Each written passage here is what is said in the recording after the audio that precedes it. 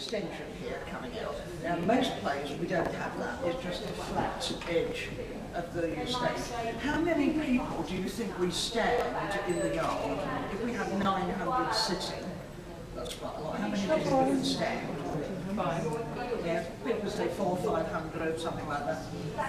It's generally our limit because of safety is 700 people. 700. Because that's it the way. Maybe that would go down to 600, something like that. But it sounds like a lot of people, but it's fine. And it gives you room to change your position. You can move about during the play. You can lean on the stage. You can do that in a minute. You can go in and out when you want. You don't have to wait for the interval. And you can bring your own beer, wine, food and drink. Very rare for theatres to let you do that. And it's a good atmosphere, In Shakespeare's day, it was slightly different. And down here, standing, paying a penny, we now charge you £5, a penny, and you were the working class people, the lower classes. And they were known as the penny groundlings, but the actors who were close to them, and in the heat of the summer, and they did not wash very much, these people, they were known as the penny stinkards. That was the name the actors gave to the audience. And partially it was because the audience here were known to be eating raw garlic. They thought that kept disease away. Now there were fleas and lice, that was very common then. They did not wash completely more than 2 times a year.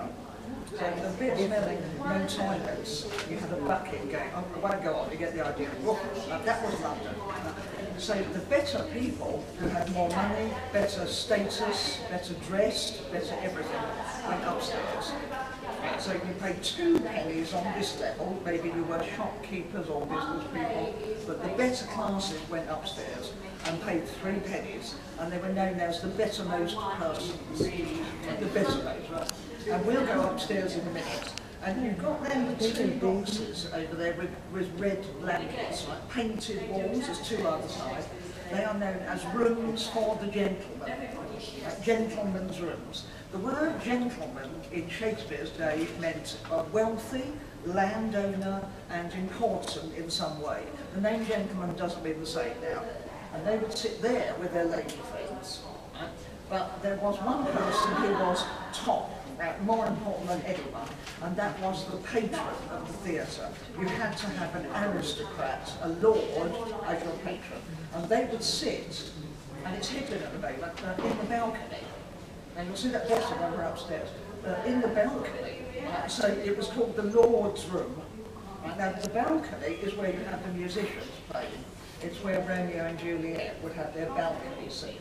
And the very wealthy sat in the Lord's Room. Now that is not a good view of the stage. Right? Remember, you would not normally have that screen there. It is actually a proper balcony. And it was so the audience could see them. It was a way of showing off. It was the equivalent of Hello magazine, celebrity. And they would just sit, they didn't care about the play, it was to show off. Right? Now we don't put people there today, but yes, you can sit in the boxes, and they are actually quite good views, because the stage comes out a third of the way into the theatre. So yes, you're at the side, but you can still see the action quite well.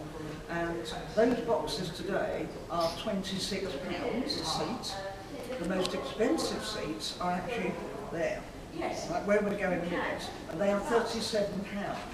People like the view from there, but there is a problem. The theatre was constructed this way round in Shakespeare's day because the plays were only on at 2 o'clock in the afternoon, not at night. We now have electric, right, very modern, so we can have plays at any time. But Shakespeare's day, 2 o'clock, and even today at 2 o'clock, the sun will be up here shining on the audience. Right? Remember, the sun will go like that at 2 o'clock. Right? You never have the sun on the stage at any time during a play like that, never. You don't want the sun in the actor's face, blinding them, especially if they're sword fighting. Yeah. Oh, sorry. Dangerous, very dangerous.